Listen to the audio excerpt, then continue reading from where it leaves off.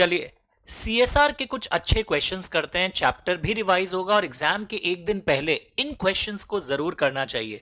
Please come to question number 28।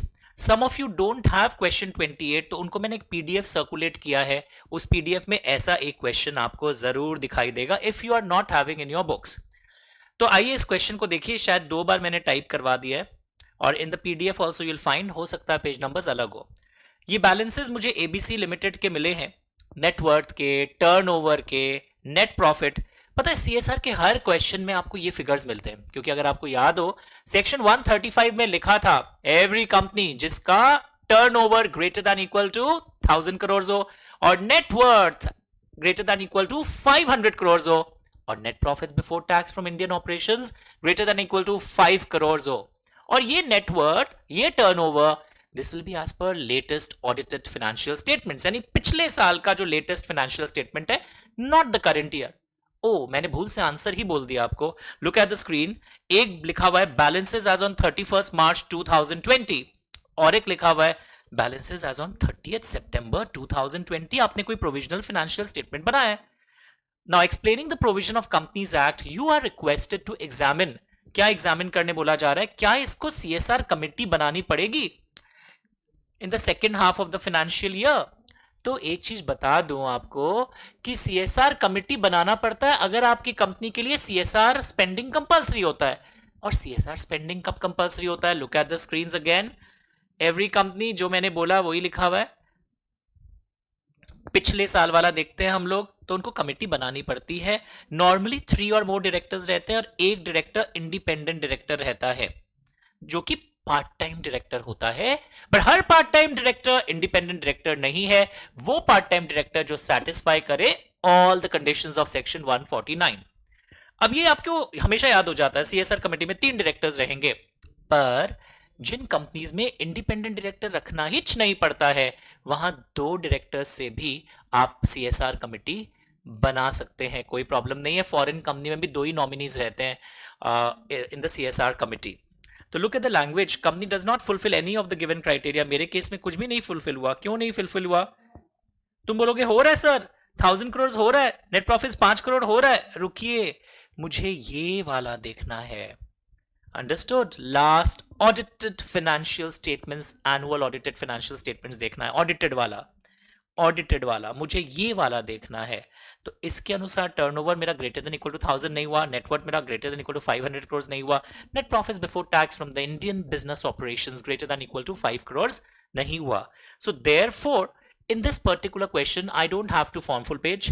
CSR committee मुझे form करने की दरकार नहीं है। लैंग्वेज मिला? आइए फुल पेज कर देता हूं जल्दी से।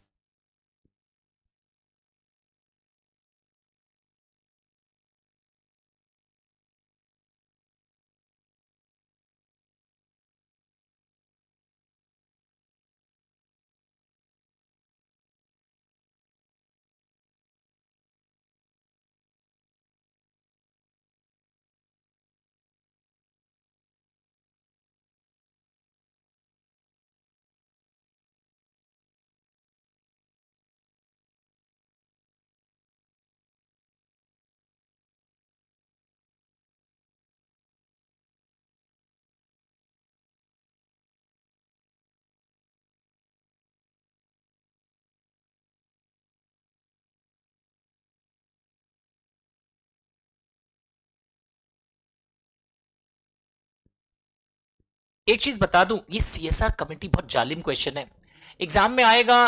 ये सब ट्रिगर हो गया सपोज, फिर भी सीएसआर कमेटी कई बार नहीं बनाना पड़ता। अगर आपका जो सीएसआर स्पेंडिंग जो आप कैलकुलेट करते हो ना, minimum 2% of average net profits of last 3 years, वो आप कैलकुलेट करके देख रहे हो 50 लाख क्रॉस ही नहीं हो रहा है, तो सीएसआर आपको कमेटी नहीं बनाना पड़ेगा। और कई बार अनस्पेंट, कई बार आपका सीएसआर स्पेंडिंग सपोज 48 लाख है, वहां सीएसआर कमेटी नहीं बनाने से चलेगा, बट उसमें भी एक एक्सेप्शन है।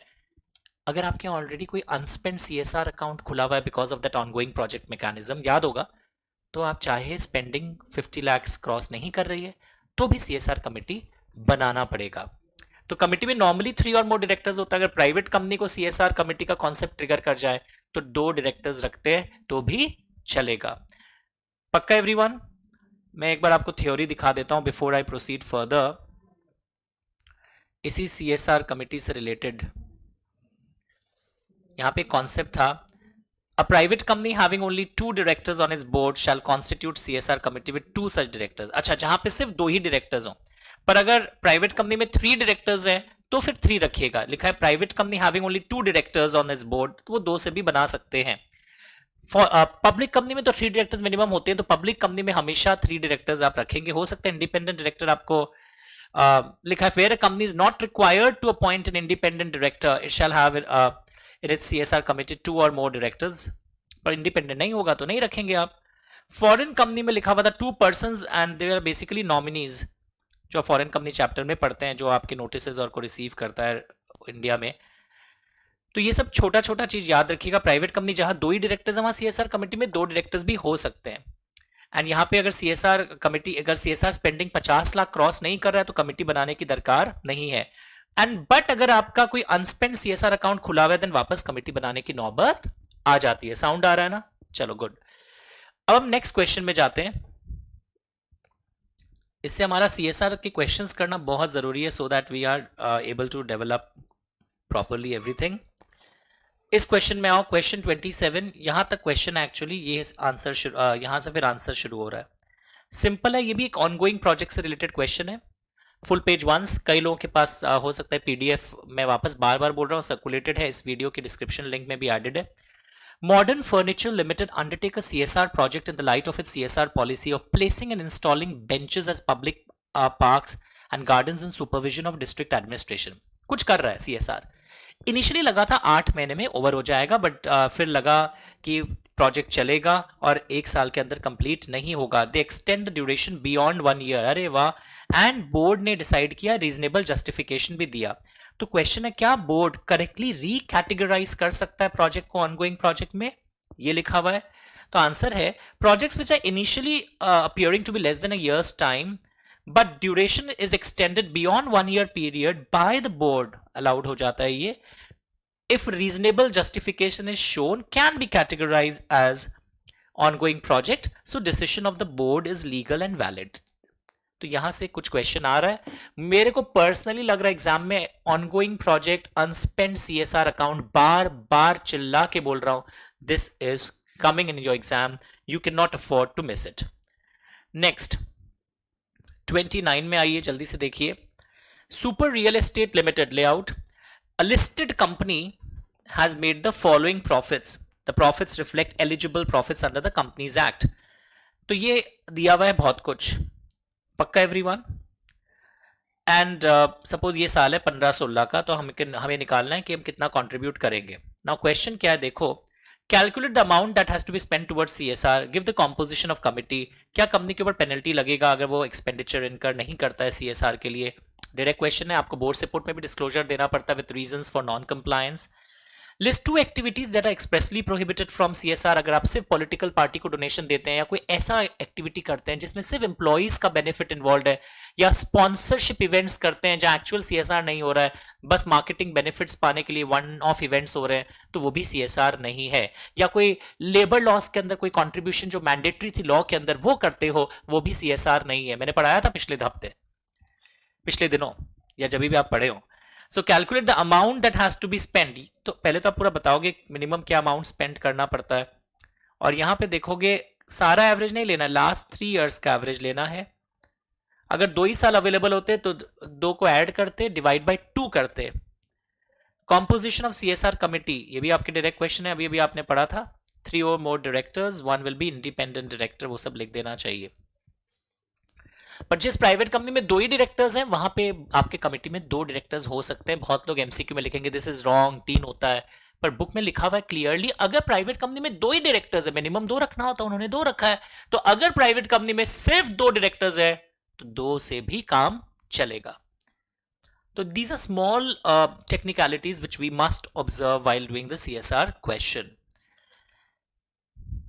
This is again very simple.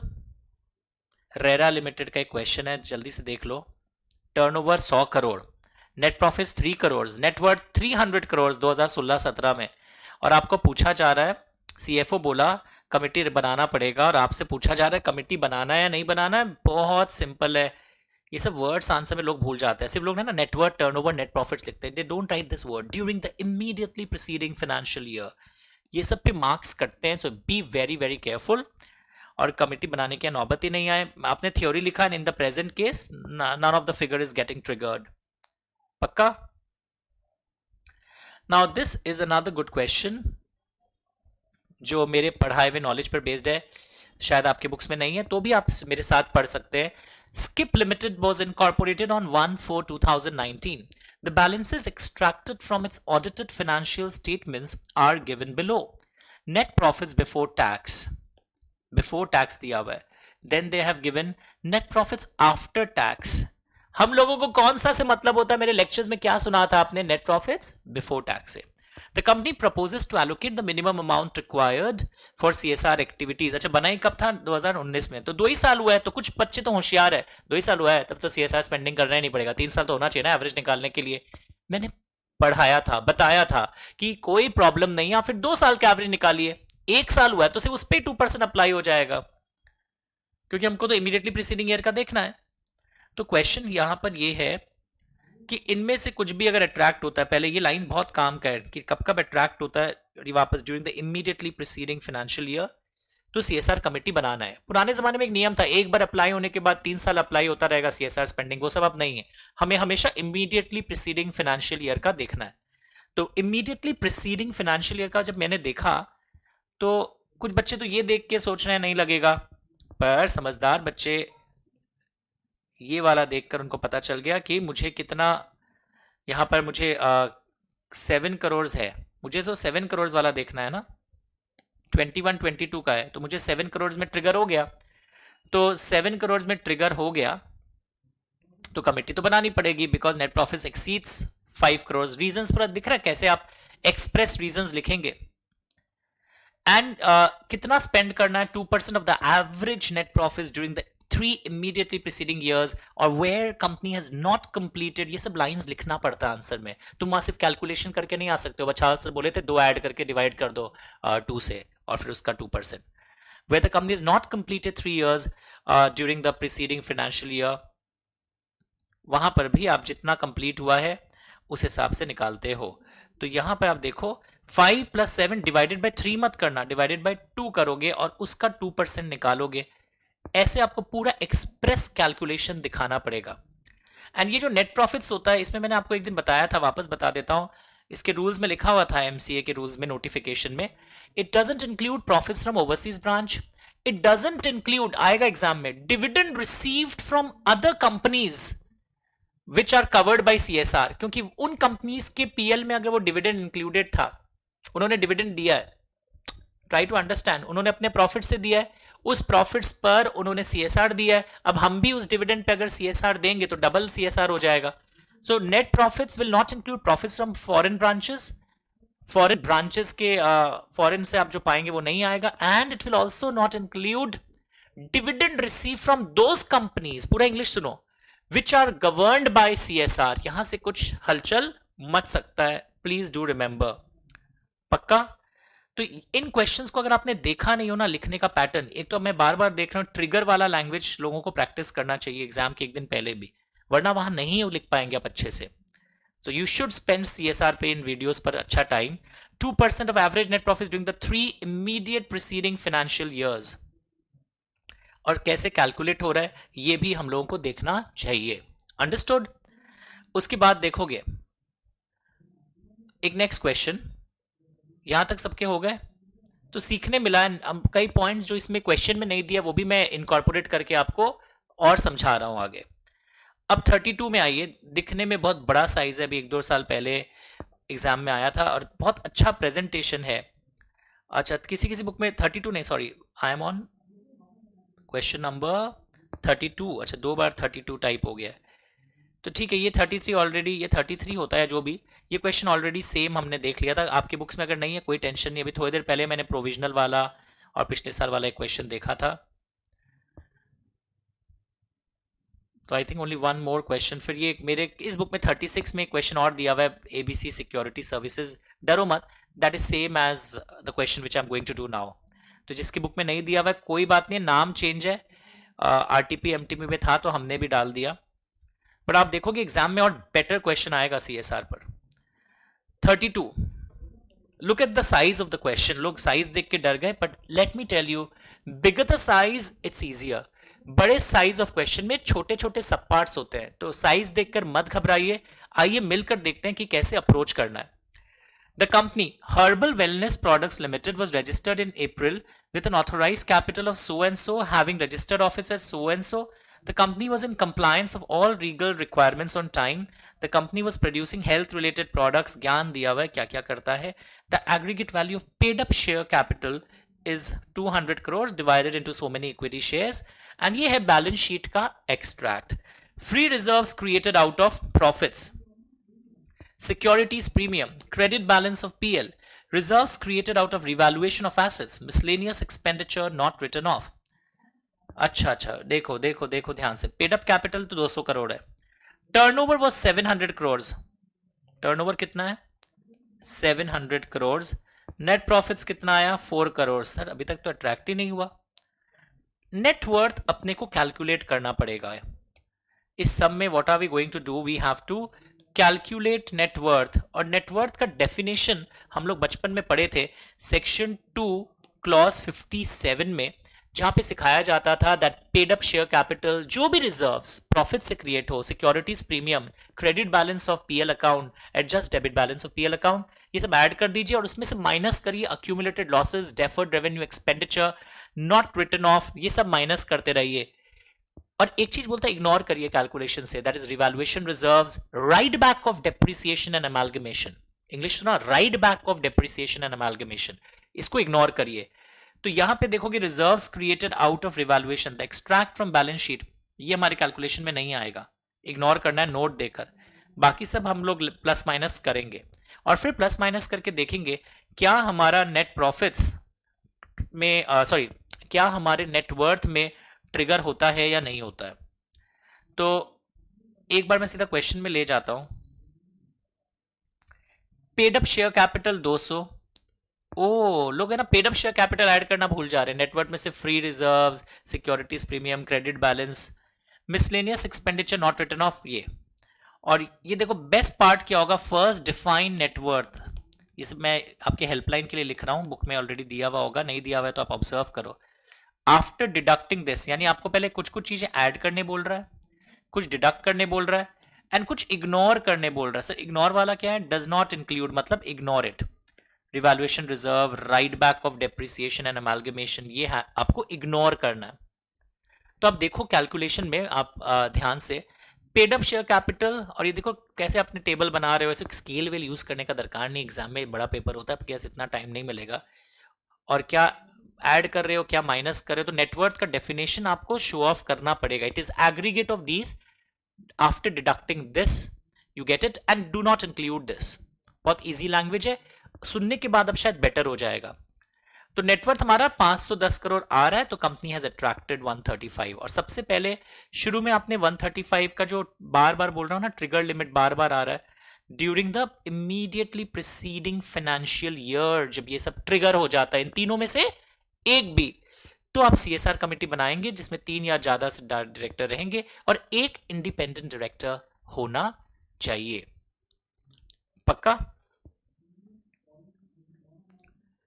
Language मिल रहा है, नेटवर्थ का कैलकुलेशन आ गया। क्वेश्चन वापस जाते हैं अब। तो क्वेश्चन में मैं आपको आंसर बीच में दिखा दिया थोड़ा स्पीड अप करने के लिए, कि जब भी इस टाइप के क्वेश्चंस होते हैं ना, नेटवर्थ की डेफिनेशन को भी वहां शो ऑफ करो, कैलकुलेशन को पूरा एक्सप्रेसली दिखाओ। और ये सब वहां जाके फर्स्ट दिन आप नहीं कर सकते, ये मॉडल आंसर आपको पढ़ के जाना पड़ेगा आज as a booster, then only you can write in the exam hall those provisions या फ्लो ऑफ इवेंट्स। इसे रिवीजन में भी मैं बार बार बोलता हूँ, केस स्टडी बेस्ड रिवीजन करना चाहिए। लोग समझते नहीं है, सिर्फ वो रैपिड पॉइंट्स जिसमें हम लोग टीचर लोग यूट्यूब में बनाते हैं वो सुनते हैं, that is not going to help. Exam में केस स्टडी आता है तो केस स्टडी से रिवीजन करो, ताकि वो फ्लो ऑफ आंसर, यही तो प्रॉब्लम हो रहा है, सर समझ गए थे लिख नहीं पाए, तो वो सब ओवरकम करने के लिए बहुत जरूरी है। स्पेशली एक चैप्टर होता है सीए वालों के, इंटरप्रिटेशन जनरल क्लॉजेस, उसमें तो बहुत जरूरी है, सीएमए में नहीं है वो चैप्टर्स। तो ध्यान से दिख रहा है आपको पॉइंट्स, सीएस में भी this part is very very important. Now committee के कॉम्पोजिशन के बारे में इन्होंने लिस्ट दे दिया, 3 इंडिपेंडेंट डायरेक्टर इन्होंने रख लिया, इतने एग्जीक्यूटिव रख लिए, इतने ये रख, बोर्ड में ऐसे ऐसे लोग हैं। और आपने अपनी कमिटी में क्या क्या रखा है? आरसी गोयल उधर एमडी, वरुण, अच्छा, Prabodh and Vineet to act and comply with CSR. आपने कमेटी में आरसी गोयल एमडी को रखा है, वरुण कौन है? एग्जीक्यूटिव डायरेक्टर, प्रबोध कौन है? एग्जीक्यूटिव डायरेक्टर, ये विनीत कौन है? मुझे तो आपके यहां कोई इंडिपेंडेंट डायरेक्टर दिख ही नहीं रहा है, ना रुद्र मित्तल है ना प्रज्ञा। रुद्र मित्तल और प्रज्ञा दिखाई दिए? Read the question carefully. क्या रुद्र मित्तल और प्रज्ञा में से एक जन होने चाहिए थे? तो इस एग्जाम्पल में देखो, Vineet was your chief compliance officer, तो यहां पे they are not in compliance because आपने चीफ कंप्लायंस ऑफिसर को क्यों ले लिया? वहां तो डायरेक्टर्स को लेने बोला जा रहा था। एंड मोर ओवर वहां पे वो जो एक इंडिपेंडेंट डायरेक्टर आपका मिसिंग है, आईडी इज मिसिंग, तो आपका तो कंप्लायंस नहीं हुआ ना। इंडिपेंडेंट डायरेक्टर आपका मिस कैसे हो सकता है? वो तो मिस नहीं हो सकता था। तो ये एक अच्छा क्वेश्चन था कि कमिटी का आपका यहां इन्वॉल्वमेंट आ रहा है, आपने कंप्लायंस ऑफिसर को क्यों लिया? वहां तो डायरेक्टर्स से बन रही है कमिटी। ओके, कंपनी इतना स्पेंड करेगा, आपको सुन के अच्छा लगा, पर ये देखो कंपनी कहां कहां स्पेंड करने जा रहा है। तो एज पर एमसीए रूल्स आपको अगर ये कुछ एक्टिविटीज में करते हैं तो वो कवर्ड नहीं होता है, कुछ एक्टिविटीज कवर होता है, उसके बारे में आपको यहां बताना पड़ेगा। Start reading. तो क्वेश्चन के तीनों पार्ट्स, 2 पार्ट्स मैंने ऑलरेडी करवा दिया, मैं तीसरे के ऊपर अटैक कर रहा हूं। Full page, start reading once. तो क्वेश्चन में जब भी आप भी पढ़े ना, ऐसे छोटे छोटे अंडरलाइनिंग्स किया करिए। ऑफ कोर्स आपको एग्जाम हॉल में कलर्स अलाउड नहीं है, मैं इसको इसलिए कर रहा हूं ताकि विजुअल प्रेजेंटेशन आईज पे ज्यादा इंपैक्ट डाले। बट ब्रैकेट, स्टार, छोटे underlinings instead of underlining the entire question in law and tax, जहां जहां आपको लगे कि ट्विस्ट है, अब वो आपको सही टाइम पे सही चीज लगना चाहिए, दैट इज इंपॉर्टेंट। तो ये देखो, CSR for the benefit of employees and families only. Political party ये कवर्ड नहीं है, ये भी कवर्ड नहीं है, ये कवर्ड है शेड्यूल 7 में भी, ये भी कवर्ड है। I think let us check. अरे वाह, और इसमें एज पर एमसीए रूल्स लिखना चाहिए था ताकि थोड़ा आंसर लगता है कि अब रूल्स भी पढ़ के आए हैं। पक्का? तो ये जो हमने पढ़ा था उसी को हम यहां पर बेसिकली रिवाइज करते जा रहे हैं। तो सीएसआर के क्वेश्चंस को आपको बहुत ध्यान से लेआउट, बहुत ध्यान से ये तैयारी करनी पड़ेगी, इसीलिए हमने तैयारी वीडियो सीरीज भी लॉन्च किया था। और एक चीज मैं हर वीडियो में बोल रहा हूं, I don't know if anyone forget, days, figures, penalty, यही तो है पूरे कंपनी लॉ के सिलेबस में। तो मैंने ना छोटे छोटे वीडियोस बनाए थे, प्लीज इस वीडियो में भी मांग लीजिएगा, डिस्क्रिप्शन लिंक में भी, and please see that PDF of days, figures and penalty. Her question में यही तो आता है लिखना, फिगर्स और डेज और पेनल्टी। तो ये आप अगर अच्छे से कर लेते हो ना, टैक्सी में जाते वक्त या घर आते वक्त या कभी भी जब आपको अच्छा लगे, बहुत चीजें ग्रिप में आ जाती है। मेन लॉ पेपर में और टैक्स पेपर में आप कैसा परफॉर्म करेंगे, वो जो एग्जाम के बीच का जो गैप होता है ना, 1.5 दिन 2.5 दिन जो भी, that will determine your performance level. So don't एकदम भी कुछ कंफ्यूजन में मत आइएगा। वीडियो भी पूरा पूरा मैराथन 9-9 घंटा नहीं देखना, जहां आप तकलीफ हो वहां फास्ट फॉरवर्ड करके देखना चाहिए।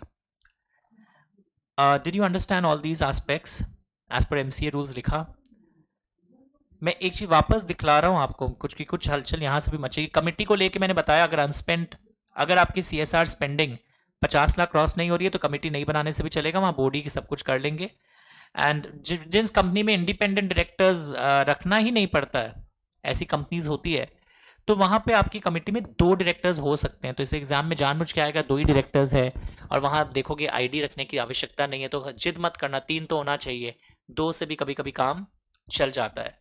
पक्का एवरीवन? जैसे प्राइवेट कंपनी में भी 2 से भी काम चल जाता है, बिकॉज प्राइवेट कंपनी में इंडिपेंडेंट डायरेक्टर्स ऐसे भी रखने नहीं पड़ते। ओके, तो बहुत कुछ हम रिवाइज कर रहे थे, जगह जगह देख रहे थे। एक बहुत फेमस क्वेश्चन है इम्पैक्ट असेसमेंट। मैंने क्लास में पढ़ाते वक्त आपको बताया था इम्पैक्ट असेसमेंट के बारे में। I just show it to you again, सब एक मिलके देखना। अच्छा, एक क्वेश्चन मेरे को लगता है इस बार यहां से आएगा, सरप्लस अगर हो जाता है सीएसआर प्रोजेक्ट पर, मैंने लिखवाया था आपके क्लास नोट्स में भी, क्या इसका इंपैक्ट आएगा? 3 ऑप्शंस है, it is not a part of business profit, it will be used in the same project, और अनस्पेंड सीएस अकाउंट में, सीएसआर अकाउंट में ट्रांसफर करके सीएसआर के लिए खर्चा करो, या शेड्यूल 7 के फंड में आप इसको भेजिए, और ये सारे काम आपको 6 महीने के अंदर कर देना है from the expiry of financial year, with in 6 months. आज वापस इसलिए बोल दिया हूं ताकि आपको याद रहे, क्वेश्चन भी बना लेना, what is the treatment of surplus, उस दिन बनवाया था।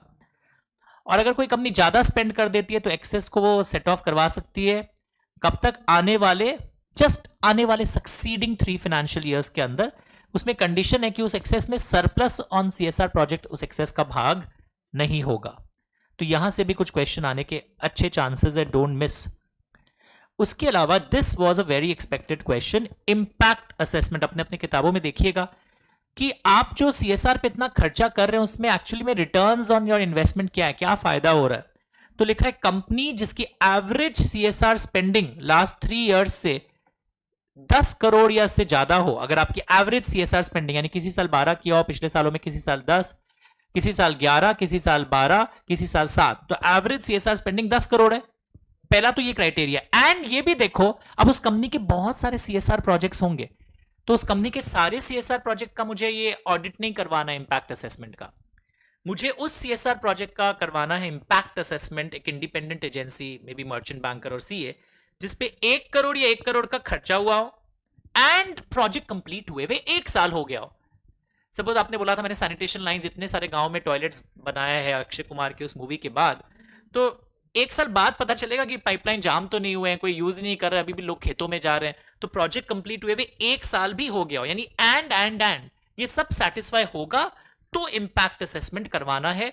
और इसको करवाने में जो खर्चा होता है इसको आप सीएसआर के रूप में क्लेम कर सकते हो, बट कितना, मैक्सिमम जो आप इंपैक्ट असेसमेंट पर जो खर्चा हो रहा है वो सीएसआर कितना क्लेम कर सकते हो, लिखा है 2% of the total CSR expenditure for that year or 50 lakhs, whichever is higher. 2% of the total CSR expenditure or 50 lakhs figure पढ़ना। कई लोग इसमें ना 5% लिख के आ जाते हैं। 5% क्या चीज का था, मैं थोड़ा सा याद दिला दूं, कंफ्यूजन जब लोगों को होता है। 5% था कि जो एडमिनिस्ट्रेटिव ओवरहेड्स बोलकर आप क्लेम करते हैं CSR expenditure on the CSR project, that can be maximum 5% of CSR expenditure of that year. ये मैं बोल रहा हूं इंपैक्ट असेसमेंट जो आप सीएसआर प्रोजेक्ट पे करते हैं किसी किसी सिनारियो में, impact assessment can be maximum कितना sir, 2% of the CSR expenditure, language मिला, और 50 क्या लिखा हुआ था, लैक्स, करोड़ नहीं, और 50 lakh rupees whichever is higher. तो सुनने से ये अंश आपका बहुत सॉलिड हो गया। So don't forget about impact assessment because we saw a question on impact assessment। यहां पर आइए, क्वेश्चन 24 पहले भी आपने किया होगा। Mind Game Limited is a subsidiary of Mind Guru Limited, इसमें 135 अट्रैक्ट हुआ। It has minimum average obligation of 15 crore during the last 5 years. ओ, तो 3 इयर्स में 10 करोड़ वाला एग्जाम्पशन हम ले लेंगे। Board needs what is the meaning of impact assessment, क्या ये हर कंपनी को दरकार पड़ती है, and who can conduct impact assessment. Full page करिए। तो मैंने कुछ अंडरलाइनिंग्स किया जो मैंने हिंदी में समझाया था, और ये देखो 1 condition, 2 condition out project and 2 and 1 साल प्रोजेक्ट कंप्लीट हुए हुए हो गया हो। तो ये तीनों क्राइटेरिया हमारे सेटिस्फाई होने चाहिए। कितना इंपैक्ट हुआ है, क्या वो रिसोर्सेज को बेटर प्लान कर पाएंगे, एलोकेशन ऑफ रिसोर्सेज को, लैंग्वेज प्रैक्टिस करिएगा। Impact assessment is a very good question. Start reading.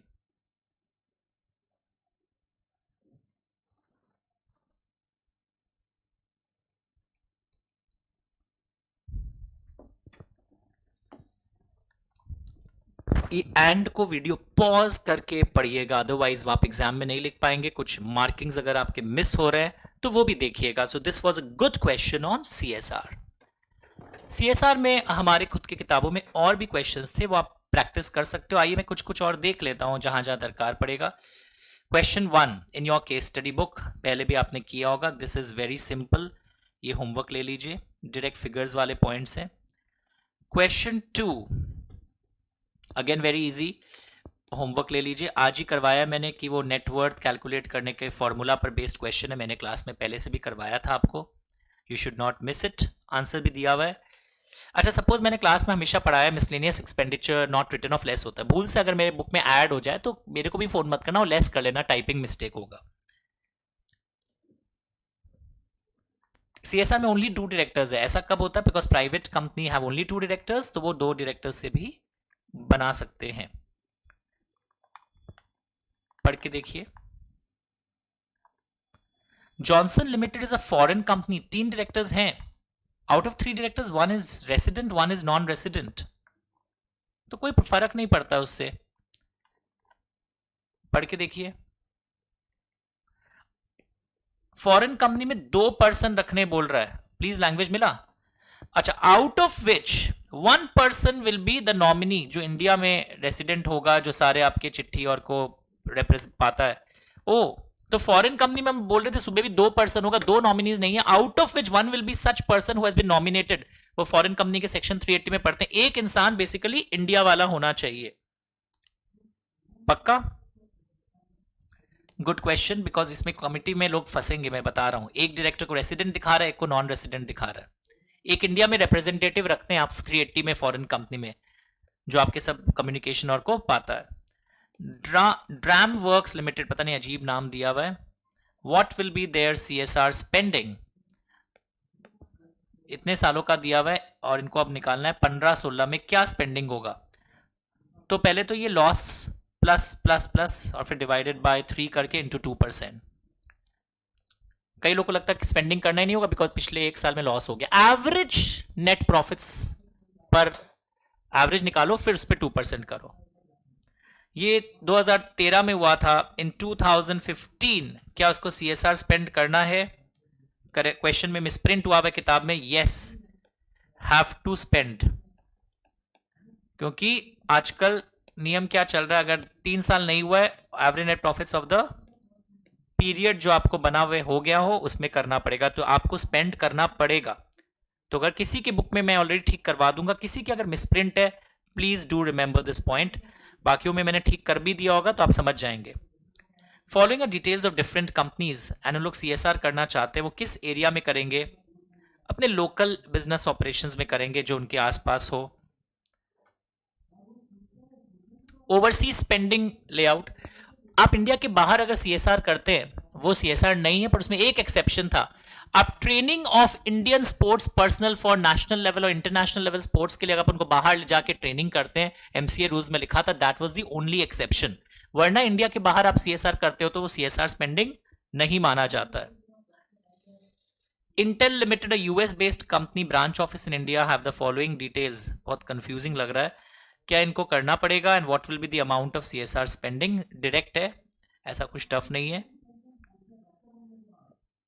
USA वाला इनके प्रॉफिट्स क्या है? ये है इनका यूएसए वाला और ये उनका इंडिया वाला। तो हमें कौन सा वाला देखना है?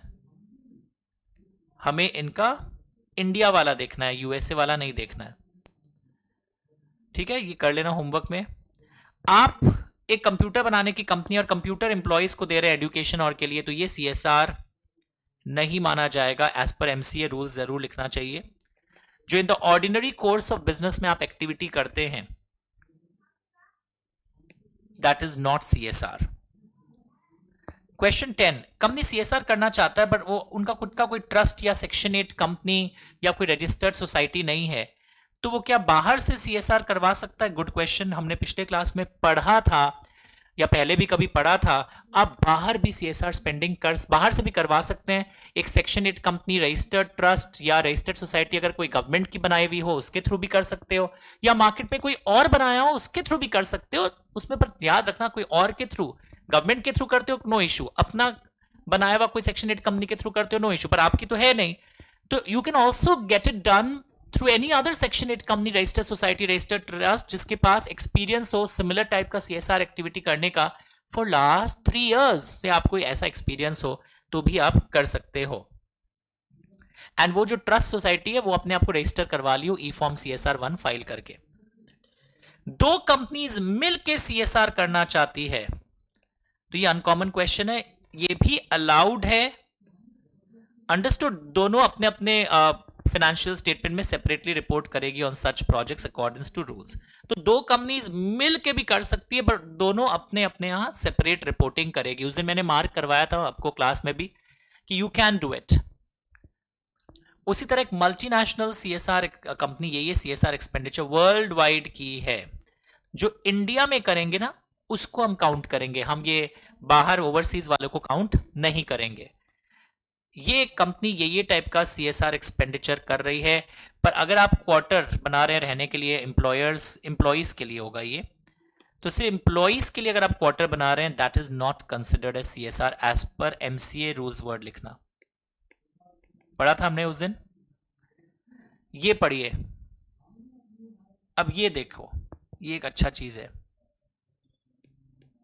Start reading. This is a good thing. लिखो good, typical, not good. It's actually very uncommon question. Question 14. Political party तो easy है. Prevention of food adulteration is one of the activities of Schedule 7. No.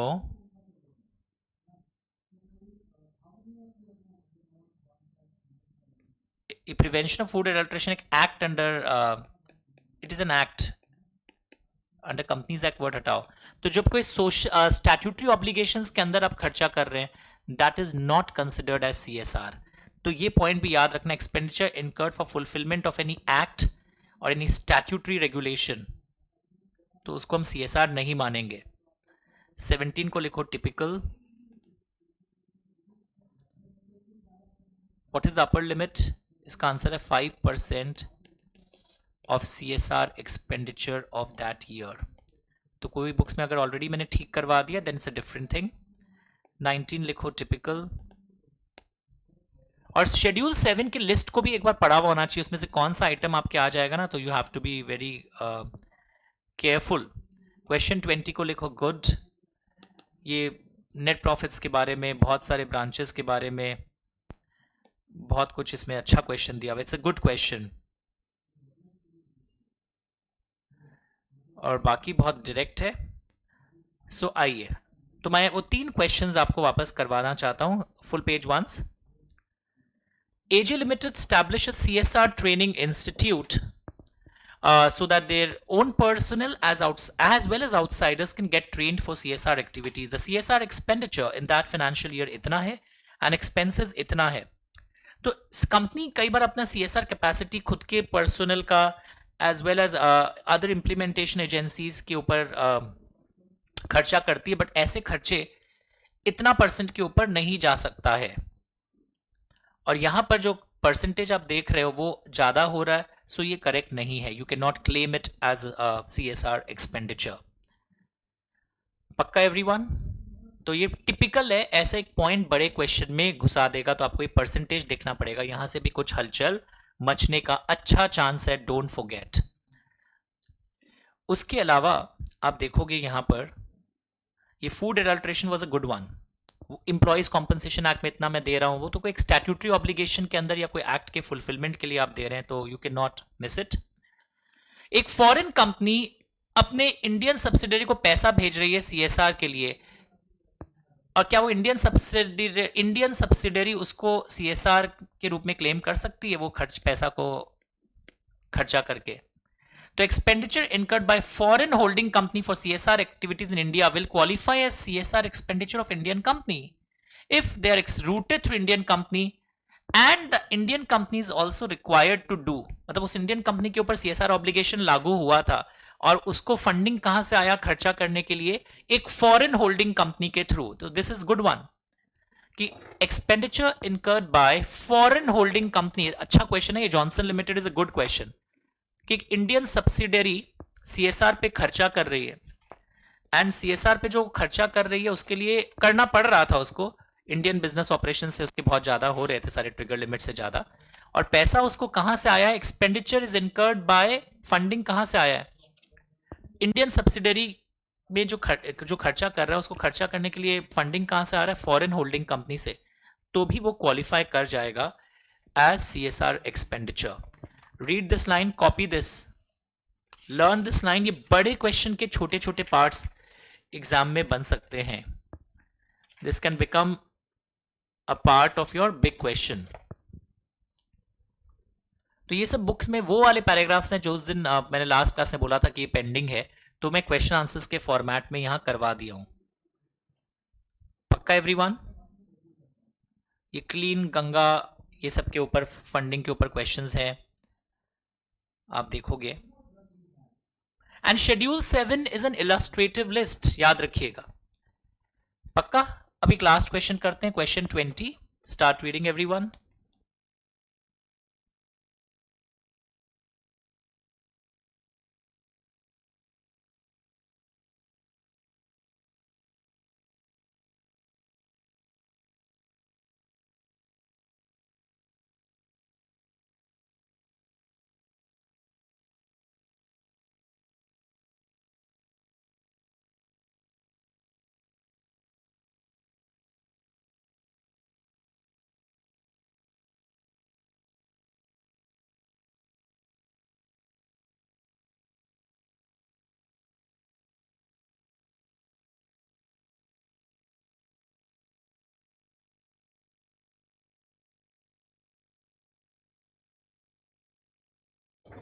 चलिए layout.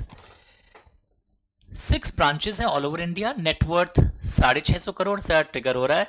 Net profits downward trends में था। एक retired GM was appointed to analyse the financial health. और क्या क्या वो एडवाइस कर रहे हैं। नेट प्रॉफिट्स 2012-13 में 18 करोड़ थे, जिसे इंडिया के ब्रांचेस से भी थे, बाहर के ब्रांचेस से भी थे। तो this is a good question. तो मुझे कौन से वाले से मतलब होता है? इंडियन ब्रांचेस से।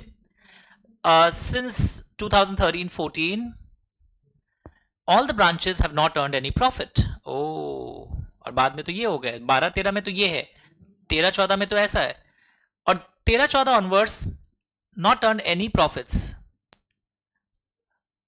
7 crores to the company and total expenses on traveling abroad where कुछ यहाँ मिसिंग है क्वेश्चन में, हम लोग मैच करते हैं एक बार। The company borrowed loan at a very high rate of interest which needs to be swapped with low rate, ये सब कंफ्यूज कर रहा है। Company has so far spent CSR expenses to the tune of 1.10% of the average net profits of the company during the 3 preceding years, which in view needs special attention. तो this is a good question. अब देखो यहां पर क्या हो रहा है, पहले अगर जब इस टाइप के क्वेश्चंस देखो, हमेशा पहले ट्रिगर लिमिट्स वाला पैराग्राफ के पिछले फाइनेंशियल ईयर में, इमीडिएटली प्रीसीडिंग फाइनेंशियल में क्या हुआ है, आपको कितना स्पेंड करना चाहिए था, ये सब दिखने लगा है। अगर वो नहीं करता है तो बोर्ड्स रिपोर्ट में डिस्क्लोजर होते हैं with reasons and definition of net profits as per 198। And ये देखो इट डज नॉट इंक्लूड, ये सब भी लिखना पड़ेगा, profits from overseas branch. So as per number 2, all branches have not earned any profit, meaning all the net profits are relating to overseas branches, and therefore it does not include any profits of overseas branch. So provisions of CSR for incurring expenses are not applicable. क्योंकि मुझे तो last 3 साल का देखना है। So it is clear though the company has spent 1.10%. Wow, very good question. आपको लगा होगा 2% नहीं किया, हम रात भर पढ़े, minimum 2% of average net profits of last 3 years होता है, पर 1.1% ही किया। आपको लग रहा होगा बहुत गलत हो गया। There is no violation. गजब क्वेश्चन है, गजब क्वेश्चन। क्यों गजब क्वेश्चन है? वापस देखो, अगर मैं भी ले आऊं फुल पेज, तो यूजुअली जब कोई साल नहीं दिया रहता तो एग्जाम का साल हम लोग बेस मान लेते हैं। सपोज ये क्वेश्चन शायद क्या नाम है 16-17 के एग्जाम में आया था। ओके, तो उस साल में हम क्या देखेंगे? 15-16, 14-15 और 13-14 है ना। लास्ट 3 इयर्स तो ये होंगे। 16-17 अगर एग्जाम में क्वेश्चन आया है, आप अगर एग्जाम 2026 में दे रहे हो तो आप ऐसे 3 साल पीछे जाओगे। नाउ व्हाट हैपेंड, यहां पे क्या लिखा हुआ है? 13-14 ऑनवर्ड्स सिर्फ क्या हो रहा है? लॉस। ओ माय गॉड, तुम लोग क्या किए पता है? एग्जाम में वर्किंग नोट्स बनाए हो। 2012-13 में ये हुआ है, 18 करोड़ पूरे वर्ल्ड का था ग्लोबल ऑपरेशंस, इंडिया वाला का अलग से निकाल रहे हो 35%, कितना आ रहा है? भाड़ में गया। बिकॉज आपको तो ये 3 साल का देखना है, और इन 3 सालों में आपके यहां लॉस है। तो सीएसआर स्पेंडिंग जो आपने किया है वॉलंटरीली, वही बड़ी बात है। आप क्लेम नहीं कर सकते हो गए 2% कॉन्ट्रीब्यूट कर, यहां तो लागू ही नहीं हुआ है। तो this question is very good, I would say. बहुत बच्चे इसमें ना नर्वस हो जाएंगे, अगर क्वेश्चन देखा हुआ नहीं होगा, वहां नहीं बनेगा। So I don't want this thing to happen, be very very careful. It's a good, very good question. ये आपके पुराने बुक्स में भी था, नहीं था तो अभी आपने देख लिया इस रिवीजन के दौरान। तो ये है CSR। जो एक्स्ट्रा पार्ट थे वो भी हमने आज कर लिए। फिर भी कुछ बच्चों का रिक्वेस्ट आ रहा था, सर CSR में एक रिपोर्टिंग वाला कॉन्सेप्ट होता है, CSR रिपोर्टिंग कहाँ कहाँ होनी चाहिए। तो I just show it to you. अच्छा, फूड एडल्ट्रेशन एक्ट के अंदर जो खर्चा कर रहे हो वो भी आप CSR में क्लेम नहीं कर सकते। याद आ गया था ना, क्यों? Because that's a act. कोई भी स्टैट्यूटरी उसके अंदर अगर करते हो तो वो नहीं चलेगा। एंड एक CSR रिपोर्टिंग वाला, अच्छा जॉइंट CSR स्पेंडिंग, आज हमने क्वेश्चन देखा था जिस चीज का बुक में मार्क नहीं है। दोनों अपने अपने उसमें रिपोर्ट सेपरेटली कर पाएंगे ना, जॉइंट CSR स्पेंडिंग। आज हमने क्वेश्चन के द्वारा देखा, कंपनी CSR कैपेसिटीज बिल्ड करने के लिए, ट्रेनिंग दिलवाने के लिए खर्चा करता है, बट ऐसे एक्सपेंडिचर 5% के ऊपर क्रॉस नहीं करने चाहिए। आज हमने क्वेश्चंस के थ्रू देखा था, तो अपने अपने किताब में देखिए कहाँ दिया हुआ है। किसी के पेज नंबर्स अलग भी थे, तो just check in your book. ये तो आ रहा है, दिस इज कमिंग, कि अगर ऑनगोइंग प्रोजेक्ट में कुछ कंट्रीब्यूट करना पड़ता है और आप नहीं कर पाते हैं, पूरा अमाउंट शॉर्टफॉल हुआ इस साल, तो अगर वो ऑनगोइंग प्रोजेक्ट से रिलेटेड है, 30 दिन के अंदर इस साल खत्म होते ही अनस्पेंड CSR में भेजो। नेक्स्ट 3 इयर्स के अंदर खर्चा कर दो। नेक्स्ट 3 इयर्स के अंदर अगर खर्चा नहीं कर पाते हो तो 3 इयर्स खत्म होने के 30 दिन के अंदर शेड्यूल 7 वाले आइटम पर आप कर सकते हो। और फिर not related to ongoing project, disclosure तो करोगे अलग बात है, बट विद इन 6 मंथ्स आप transfer to a fund mentioned in schedule 7 like PM cares fund. तो ये वाला हाईएस्ट प्रोबेबिलिटी है, one of the question which you can get in exam. और ये पेनल्टी का फिगर एक बार नजर डाल लीजिएगा। फॉरेन कंपनी, होल्डिंग कंपनी अपने इंडियन सब्सिडरी के थ्रू भी करवा सकती है। जॉइंट CSR स्पेंडिंग भी हो गया। CSR रिपोर्टिंग मैंने बताया था, बोर्ड्स रिपोर्ट में तो होता ही है। फॉरेन कंपनी एक रिपोर्ट ऑन CSR एनेक्जर देती है फाइनेंशियल स्टेटमेंट्स के लिए, वेबसाइट पे भी डिस्क्लोज करती है कंपनी अपने कमेटी का वो पूरा कॉम्पोजिशन, क्या क्या CSR पॉलिसी है, it is also disclosed on website. और एक CSR रिपोर्टिंग का मैंने देखा था, तो आज हमने एडमिनिस्ट्रेटिव एक्सपेंडिचर वाली बात भी फिर से देख ली। और कई बार कंपनी है ना इंटरनेशनल ऑर्गेनाइजेशन लाइक के थ्रू भी खर्चा करती है, वो सब बातें भी हमने पढ़ने के लिए आपको बोला था। इंटरनेशनल ऑर्गेनाइजेशन को ये सब चीज़ों में हेल्प कर सकता है CSR प्रोजेक्ट्स और के लिए। और chief financial officer is the person responsible for certifying कि सब खर्चा ठीक हो रहा है नहीं हो रहा है। Board will monitor the implementation of the project. एक एनुअल प्लान बनाया जाता है कमेटी का, इसको रीड कर लीजिएगा, nothing great. Surplus on CSR project is important. और this is important, impact assessment के ऊपर CSR reporting learn. CSR reporting कहाँ कहाँ होगा, डायरेक्ट क्वेश्चन। बोर्ड्स रिपोर्ट एक एनुअल रिपोर्ट ऑन CSR डालेगा हर बार अपने एनेक्जर में। फॉरेन कंपनी में बोर्ड्स रिपोर्ट नहीं जाता तो बैलेंस शीट के साथ एनेक्जर के रूप में आएगा। और हर कंपनी AOC 4 के साथ एक अडेंडम ऐड करेगा CSR 2। ये फॉर्म ऑन ये रिपोर्ट है ऑन CSR। तो रिपोर्ट ऑन CSR आजकल फाइनेंशियल स्टेटमेंट्स के साथ भी जमा होता है as an addendum. Nowadays CSR 2 नाम का फॉर्म फाइनेंशियल स्टेटमेंट AOC 4 के साथ जमा होता है एज एन अडेंडम। तो क्वेश्चन बना लेना या आपने रिवाइज कर लेना CSR रिपोर्टिंग के बारे में। फॉरेन कंपनी में तो बैलेंस शीट के साथ ये एनेक्जर के रूप में जा रहा है। और एवरी कंपनी जो भी CSR के अंदर गवर्नड है, एक CSR 2 नाम का फॉर्म वो रजिस्ट्रार को जमा देगी as an addendum to AOC 4। तो ये CSR का all important questions of CSR done. So CSR is now over. All the best CSR chapter के लिए और आपके एग्जाम्स के लिए।